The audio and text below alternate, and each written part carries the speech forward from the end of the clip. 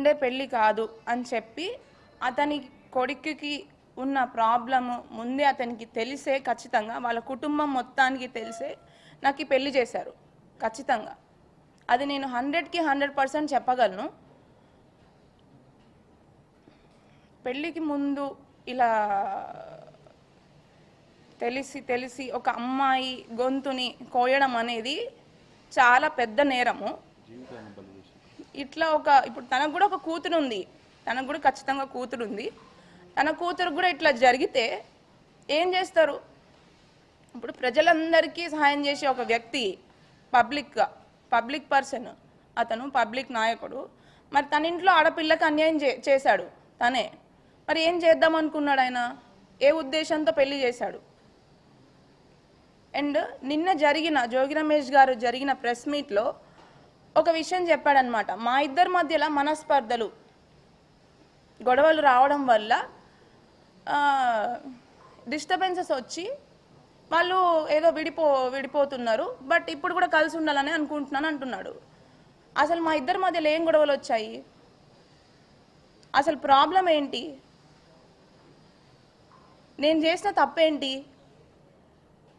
అసలు విషయాలని పక్కన పెట్టి పక్కదారి పట్టించడానికి ప్రయత్నించాడనమాట. అది క్లియర్గా మీ అందరికీ అర్థమవుతుంది ఖచ్చితంగా.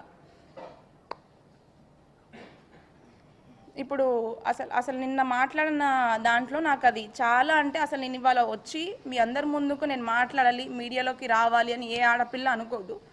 బట్ నేను రావాల్సి వచ్చింది. ఎందుకంటే నిన్న జోగి రమేష్ గారు చేసిన కొన్ని వ్యాఖ్యల వల్ల నాకు చాలా బాధ కలిగింది. ఎందుకంటే అతను చేసిన అన్యాయము, వాళ్ళ ఇంట్లో నేను ఎదుర్కొన్న సమస్యలను పక్కన పెట్టి ఆయన సింపతి గెయిన్ చేద్దాం అనుకున్నారా, లేకపోతే ఇది రాజకీయ కోణంలోకి తీసుకొని వెళ్దాం అనుకుంటున్నారా అనేది నాకు అర్థం కావట్లేదు. బట్ ఉన్న వాస్తవాలేంటో, ఉన్న విషయాలేంటో మీ అందరికీ నేను ముందుగానే ఎఫ్ఐఆర్లో క్లియర్గా పొందుపరిచాను. అవి 100కి 100% వాస్తవాలు. అండ్ దానికి సంబంధించిన ఎవిడెన్స్లు కూడా నేను ప్రతి ఒక్కటి కోర్టు వారికి ప్లస్ పోలీస్ స్టేషన్లో నేను సమర్పించాను. తొందరలోనే ఆ విషయాలకు సంబంధించిన నిజాలు కూడా మీకు తెలుస్తాయి, బయటపడతాయి. బట్ ఏ కాన్ఫిడెన్స్తో నేను ఇచ్చానంటే, ఎప్పటికైనా న్యాయము ధర్మము అనేది కొంచెం లేట్ అయినా కూడా ఖచ్చితంగా గెలుస్తుంది అని గట్టి నాకు నమ్మకం ఉంది. అదే నమ్మకంతో నేను ముందుకెళ్ళాను. నేను ఇంకా కూడా ఎదుర్కొని ఖచ్చితంగా జయించిన తర్వాతనే నేను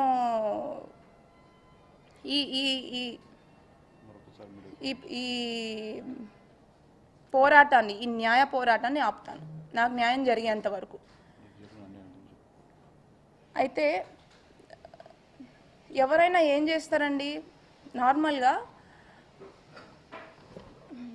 పెళ్ళయి ఎన్నో ఆశలతో అడుగుపెట్టాను. ఫస్ట్ తగిలిన షాక్ ఏంటి అంటే, అబ్బాయికి రాజీవ్కి అసలు ఉన్న ప్రాబ్లం ఏంటి, మాకైన గొడవలు ఏంటి, ఆ విషయాలన్నిటినీ కూడా వాళ్ళకి తెలుసు. అయినా కూడా నేను ముందుగా మా మమ్మీ డాడీ కంటే ముందుగా వాళ్ళే మా మమ్మీ డాడీ అనుకొని, వాళ్ళే నా తల్లి తండ్రి అనుకొని వాళ్ళకే చెప్పుకున్నాను నా కష్టాలన్నీ కూడా. ఇట్లా జరుగుతుంది, ఇలా జరుగుతుంది, ఇట్లా నాతో సరిగ్గా ఉండట్లేదు అని చెప్పి. కానీ మమ్మల్ని ఇద్దరిని పక్కన కూర్చోబెట్టి ప్రాబ్లం ఏంటి అని అడగాల్సింది పోయి, మా అత్తగారు శకుంతల నాకు అదనపు కట్నం కోసము నన్ను అన్ని విధాలుగా ఇబ్బంది పెట్టారు, వాళ్ళ ఫ్యామిలీ అంతా కూడా. మీరు ఖచ్చితంగా అది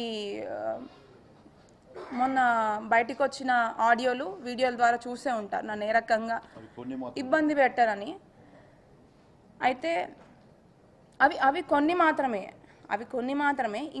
ఇంకా కూడా నేను చేసిన ఒక్క విషయం ఏంటంటే, నాకు జరిగిన అన్యాయము, నేను ఎదుర్కొన్న ఇబ్బందులు ఖచ్చితంగా అతను పొలిటికల్ బ్యాక్గ్రౌండ్ అండి. మాది అసలు పొలిటికల్ బ్యాక్గ్రౌండ్ కాదు, మాది కంప్లీట్గా బిజినెస్ బ్యాక్గ్రౌండ్. మాకు పొలిటికల్కి బిజినెస్కి అసలు సంబంధం లేదు. సో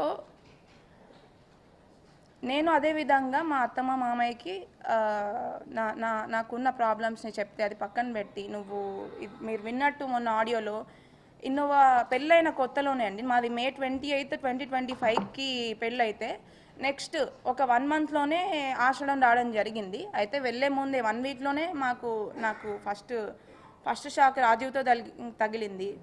దాని తర్వాత ఇప్పుడు అది వెళ్ళి వాళ్ళకి చెప్పితే అదనపు కట్నము డబ్బులు తీసుకొని వస్తే నువ్వు హ్యాపీగా ఉంటావు, అతనికి ఇంకా మీరు విన్నట్టు నువ్వు అదే అతనికి ఫీలింగ్స్ వస్తాయి అనేలాంటి బాధాకరమైన విషయాలు మాట్లాడింది. ఒక ఆడదానిగా ఒక తల్లి స్థానంలో ఉండి అర్థం చేసుకుంటుందేమో, తనకు కూడా ఒక ఆడపిల్ల ఉంది కదా అని అనుకున్నాను. బట్ అది కంప్లీట్గా ఆపోజిట్ అని చెప్పేసి నాకు పూర్తిగా అర్థమైపోయింది. అదే కాకుండా నాకు తగిలిన ఇంకొక షాక్ ఏంటంటే, నాకు పెళ్ళికి ముందు వీళ్ళు హిందూస్ అని చెప్పేసి పెళ్లి చేశారు.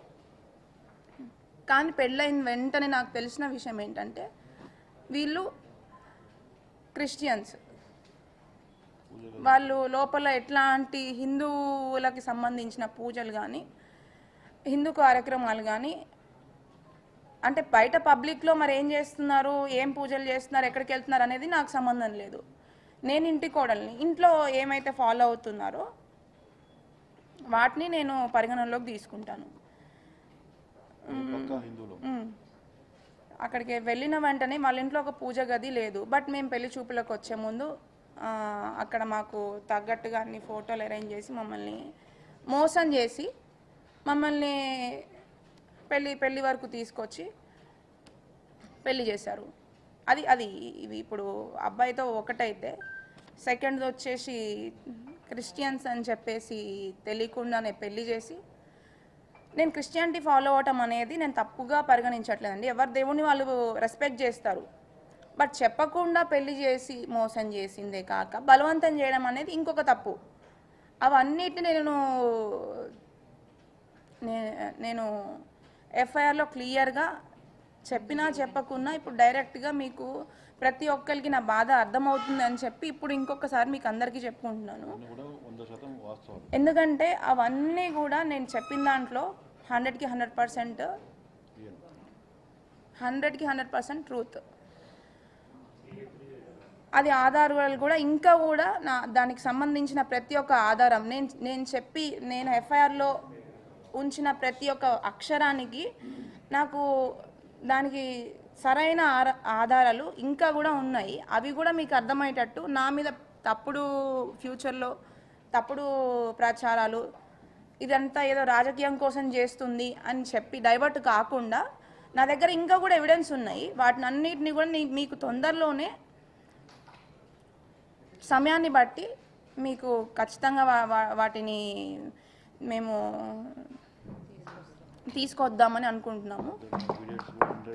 అండ్ ఇది ఫస్ట్ అయితే, సెకండ్ వాళ్ళదైతే ఇంకొకటి వచ్చి అసలు ఉన్న ప్రాబ్లమ్స్ని పక్కన పెట్టేసి ఆమె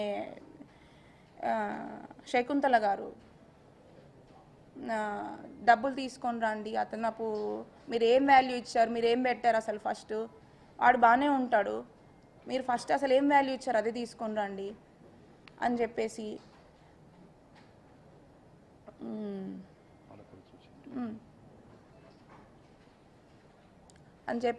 అన్ని రకాలుగా.